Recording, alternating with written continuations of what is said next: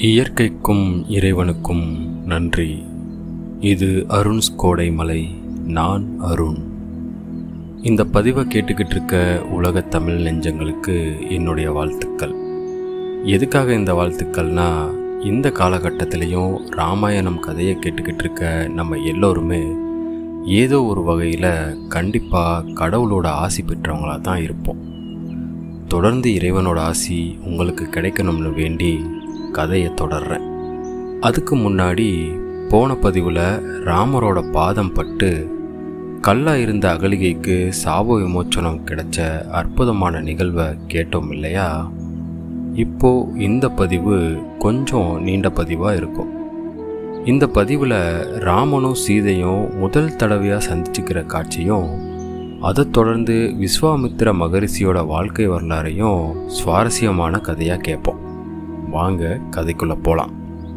கௌதம மகரிஷியும் அகலிகையும் ராமர், லட்சுமணன் அப்புறம் விஸ்வாமித்திரரை உபசரித்தாங்க. அவங்களோட உபசரிப்பை ஏற்றுக்கிட்டு 3 பேரும் மற்ற சீடர்களும் மிதிலையை அடைஞ்சாங்க.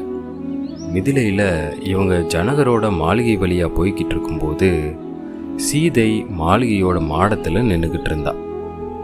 ராமர் போகிறத சீதையும், சீதை மாடத்தில் நிற்கிறத ராமரும் பார்த்துக்கிட்டாங்க. பார்த்த உடனே சீதை ராமரோட தோலை பார்த்து ஓவியம் மாதிரி அசையாமல் திகச்சு போய் நின்னான். ராமரும் சீதையோட அழகில் மயங்கிட்டார். பார்த்த உடனே ஒருத்தர் மனசால ஈர்க்கப்பட்டு ராமரோட உள்ளத்தில் சீதையும், சீதையோட உள்ளத்தில் ராமரும் காதல் வயப்பட்டாங்க. அப்படி விஸ்வாமித்திரரோட மாளிகையை கடந்து போயிட்டாங்க. ராமர் சீதையோட கண்ணில் இருந்து மறைஞ்சார். ஆனாலும் சீதைக்கு தன்னோட மனசில் ஒரு எண்ணம், இவரை தான் திருமணம் செஞ்சுக்கணும்னோ. ஆனால் அதுக்கு இந்த சிவதனுசு தடையாக இருக்கே. இந்த சிவதனுசுங்கிறது தான் ராமர் வளைக்க போகிற வில்லு. இதை பற்றி பின்னாடி கேட்போம்.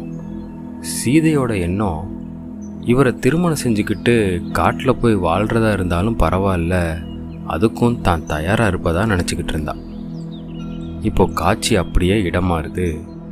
மிதிலையில் யாகம் செய்கிறதுக்காக பெரிய நிலம் ஏற்பாடு செய்யப்பட்டிருந்துச்சு. விருந்தினர்களோட அந்தஸ்துக்கு ஏற்ற மாதிரி தங்கும் இடங்கள், கொட்டகைகள் எல்லாம் அமைக்கப்பட்டிருந்தது. விஸ்வாமித்திரரும் அவரோட சீடர்களும் ராமனும் லட்சுமணனும் முகாம்குள்ளே நுழைஞ்சாங்க. உடனே ஜனக மகாராஜா தான் நடத்த போகிற வேள்வியோட தலைமை புரோகிதரான சதானந்தரோட போய் விஸ்வாமித்திரரை வரவேற்றாங்க. தன்னோட யாக மண்டபத்துக்கு வருகை தந்திருந்த விஸ்வாமித்திரரை வணங்கி நன்றி தெரிவித்தார் ஜனகர். எல்லாரும் ஜனகரோட சபையை அடைஞ்சதும் சதானந்தரோட தாயான அகலிகை ராமர்னால சாப விமோச்சனம் அடைஞ்சதையும் அவரோட தந்தையோட சேர்ந்துட்டாங்கங்கிற விஷயத்தையும் விஸ்வாமித்திரர் சொன்னார். இதை கேட்ட சதானந்தர் ரொம்ப மகிழ்ச்சி அடைஞ்சார். விஸ்வாமித்திரரோட வந்திருந்த ராமரோட உருவம் ஜனகரை கவர்ந்தது. இதை கவனித்த விஸ்வாமித்திரர் தன்னோட ஆசிரமத்தில் உலக நன்மைக்காக செஞ்ச உத்தம யாகம் வேள்விக்கு காவலாயிருந்து அசுரர்களை அழிச்ச ராம லட்சுமணனோட வீரத்தை ஜனகர்கிட்ட சொன்னார்.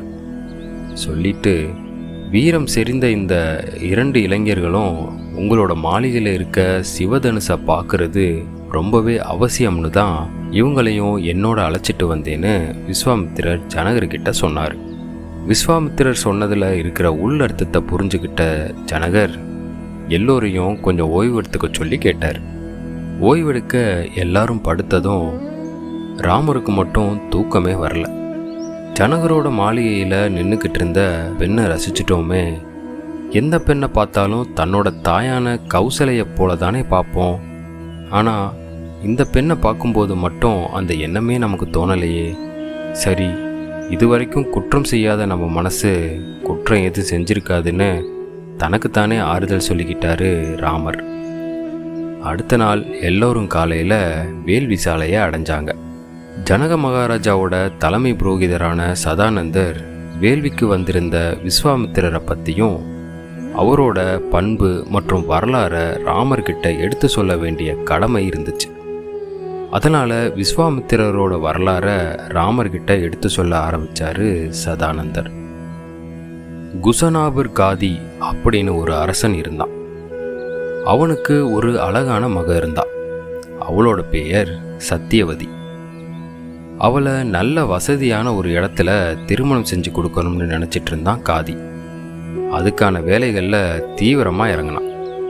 அந்த நேரத்தில் அரசனை பார்க்க அரண்மனைக்கு வந்த ரிஷிகர் அப்படிங்கிற முனிவர் சத்தியவதியோட நல்ல குணங்களை பார்த்து வியப்படைஞ்சார். அவளை திருமணம் செஞ்சுக்கவும் விரும்பினார். தன்னோட ஆசையை அரசர்கிட்ட சொன்னார்.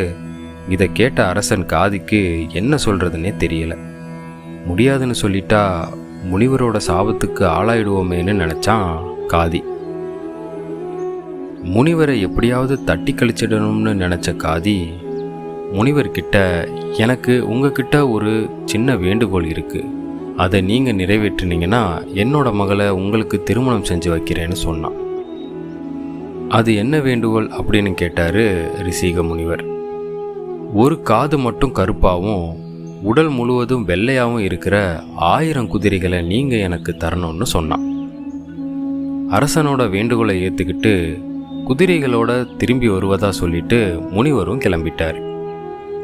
நாம் கேட்ட மாதிரி 1000 குதிரைகளை முனிவர் எங்கே போய் கண்டுபிடிக்க போகிறாரு?